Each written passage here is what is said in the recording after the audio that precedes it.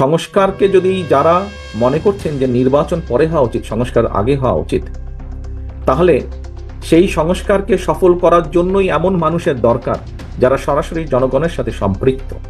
তা না হলে কোনো সংস্কারই সফল করা সম্ভব হবে না।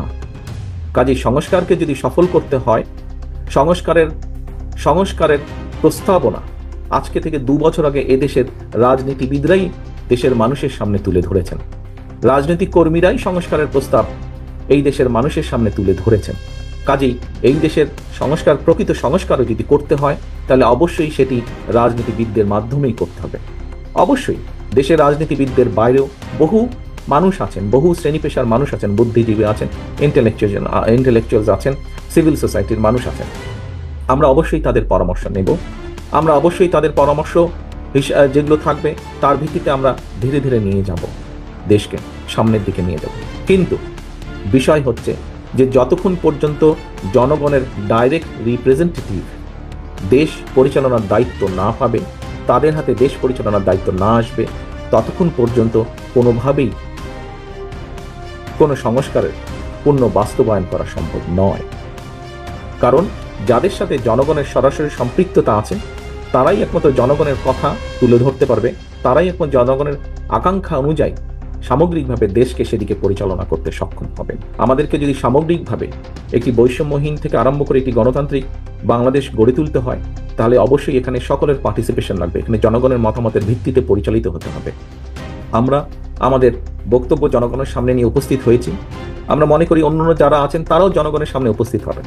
জনগণই ডিসাইড করে নেবে জনগণ কাকে দায়িত্ব দিবে তাদের দেশ পরিচালনা। জনগণের দেশ পরিচালনার দায়িত্ব জনগণ কাদেরকে দিবে। কাজেই এই বিষয়টিতে যত দেরি হবে, আমরা মনে করি, বিভিন্নভাবে ধারণা করি যে তাতে করে সমস্যা বাড়বে বই কমবে না।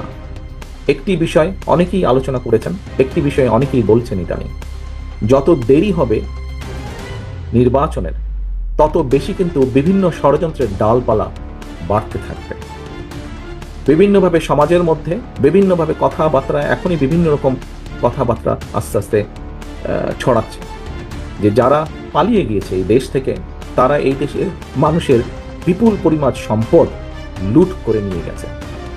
অবশ্যই তারা সেই সম্পদগুলি সেই ষড়যন্ত্রের পিছনে ব্যয় করবে। কাজেই দেশকে যদি একটি স্টেবল সিচুয়েশনের ভিতরে আনতে হয়, দেশকে যদি ঐক্যবদ্ধভাবে ধরে রাখতে হয়, দেশকে যদি একটি স্থিতিশীল অবস্থার মধ্যে ধরে রাখতে হয়, তবে তার দায়িত্ব অবশ্যই জনগণের হাতে ছেড়ে দিতে হবে। আমরা সকল সময় মনে করি এই দেশের মূল মালিক বাংলাদেশের জনগণ।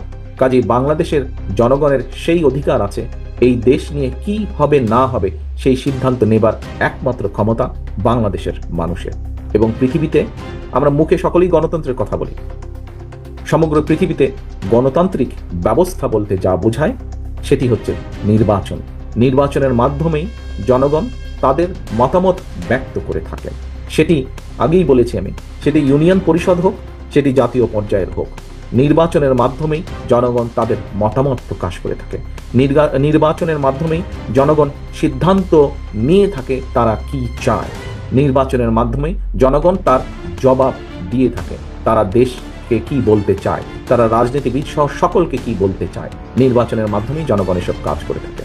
কাজেই জনগণের অধিকার যদি জনগণকে ফিরিয়ে যেতে হয়, দেশ কিভাবে কি হবে এই বিষয়ে সিদ্ধান্ত সম্পূর্ণ জনগণের।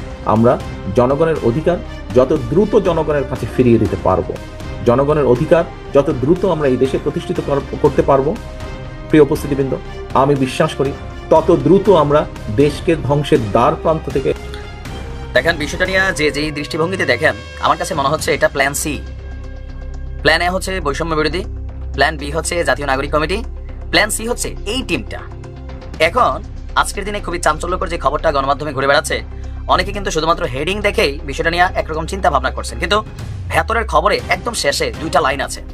ওই 2টা লাইন যখন আমি দেখছি, তখন আমার কাছে মনে হয়েছে যে এটা প্ল্যান সি, টিম সি, আর সবকিছু মিলিয়ে আগামী দিনে যে নির্বাচন আসতে যাচ্ছে, সেই নির্বাচনে রাষ্ট্র ক্ষমতায় যাওয়ার জন্য ছাত্ররা সর্বোচ্চ পরিমাণ পরিকল্পনা ফাইনাল করে ফেলেছে। দর্শক, জুলাই গণ অভ্যুত্থানে ছাত্র নেতাদের নেতৃত্বে আসছে নয়া ছাত্র সংগঠন। তবে প্রথমে আপনাদেরকে বলে দিতে চাই, বিষয়টা এমন না যে বৈষম্য বিরোধী ছাত্র আন্দোলনের সাথে এটার কোনো সম্পর্ক নাই, অথবা এটা নতুন আলাদা কোনো ছাত্র সংগঠন।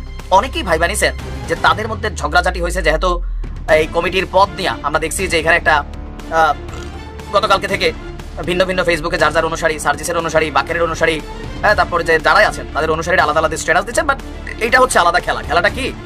আমরা যদি দেখি যে আজকে এই আন্দোলনের অন্যতম ছাত্রনেতা এবং সমন্বয়ক আবু বাকের মজুমদার ঢাকা বিশ্ববিদ্যালয়ে মধুর ক্যান্টিনে আয়োজিত সংবাদ সম্মেলনে তিনি বলছেন, জুলাই অভ্যুত্থানের শক্তি থেকে আসতে যাচ্ছে নতুন এই রাজনৈতিক ছাত্র সংগঠন। যেমন ধরেন ছাত্রলীগ, ছাত্রদল, ছাত্র শিবির, তাদেরও কিন্তু একটা সংগঠন হচ্ছে এরকমই যেটা আসতে যাচ্ছে। আর তাদের বক্তব্য, তাদের সংগঠনটি কোনো মূল দলের সাথে সম্পৃক্ত থাকবে না, এগুলা বলার জন্য বলা।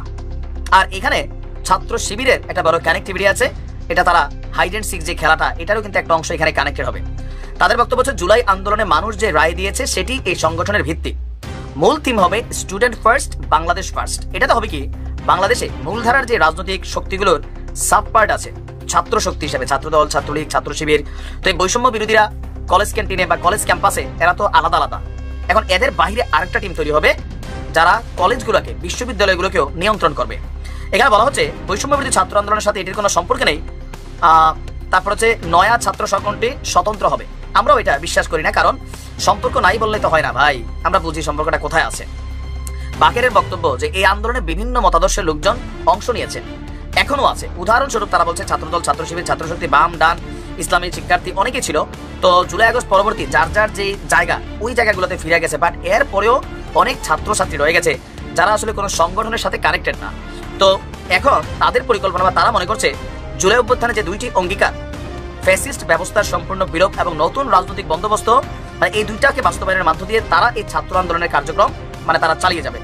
একই সাথে এখানকার সাধারণ শিক্ষার্থী সহ যারা একটি মতাদর্শ অনুসরণ করে, বিশেষ করে আপনার আমরা যদি দেখি যে জুলাই অভ্যুত্থানকারীদের মধ্যে যারা আরো সফিস্টিকেটেড ভিশনারি পলিটিক্স করতে চায়, মানে ভবিষ্যতে পরিচ্ছন্ন রাজনীতি করতে চায়, তারাই এই ছাত্র সংগঠনটার উদ্যোগ নিয়েছে। তাদের বক্তব্য যে ফেসিবাদী ব্যবস্থায় সকল ছাত্র সংসদ কক্ষিগত ছিল, এখন এগুলো আস্তে আস্তে হবে। আচ্ছা, তো কবে নাগাদ? বলা হচ্ছে যে এখনো তারিখ এবং নাম চূড়ান্ত হয়নি। সরকারি বেসরকারি শিক্ষা প্রতিষ্ঠানগুলোতে যাওয়া হবে, গণতান্ত্রিক উপায়ে এটা নেতৃত্ব হবে।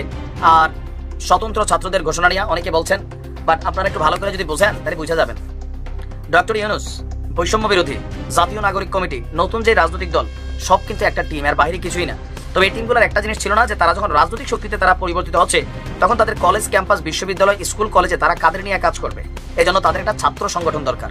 আর ওই ছাত্র সংগঠনটারই নতুন এই ফরম্যাটটা হচ্ছে, এটা বেসিক্যালি সবাই একটাই টিম, 5 ভাগে বিভক্ত, প্রত্যেকেরই কাজ হবে বৈষম্য বিরোধী বা জাতীয় নাগরিক কমিটি থেকে যারা রাজনৈতিক শক্তি হিসেবে যাবে, তাদের যে লেজুর ভিত্তিক সংগঠন হিসাবে সমাবেশ, বিভিন্ন প্রোগ্রাম, কাজ লাগলে ধরেন মব জাস্টিস, অনেক জায়গায় তারা কিন্তু করছে, হয়তো ভবিষ্যতে করবে, নাও করতে পারে। বাট মূল রাজনৈতিক দলটার পাওয়ার যে বেসটা, এটাই হবে এই ছাত্র সংগঠন। এটা আমার ক্যালকুলেশন বলছে, নাও হইতে পারে, বাট এটাই হবে। এখন দৃশ্য তো আমরা ক্যাপশন আমরা এটা দিচ্ছি যেটা আপনারা দেখছেন, বাট আমার অ্যানালাইসিস বলছে এটা আলাদা কিছু না, এটা ঘুরে ফিরে একই জায়গায়।